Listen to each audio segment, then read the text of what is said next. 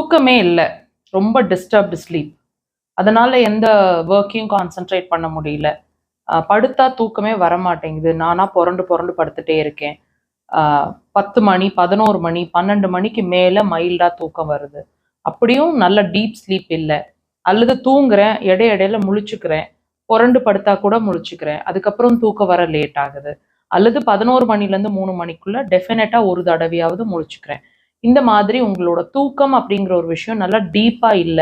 அதனால பாடியில நிறைய சேஞ்சஸ், பிரச்சனைகளை நீங்க ஃபேஸ் பண்ணிட்டு இருந்தீங்கன்னா இந்த பாயிண்ட்டை வச்சு ட்ரீட் பண்ணிக்கலாம். பாயிண்ட் லொகேஷன் பாருங்க. கால் பாதத்துல பெருவிரலோட உள் சைடு, அதாவது மெட்டிப்போட விரலோட பக்கத்துல இருக்கு அந்த பாயிண்ட்.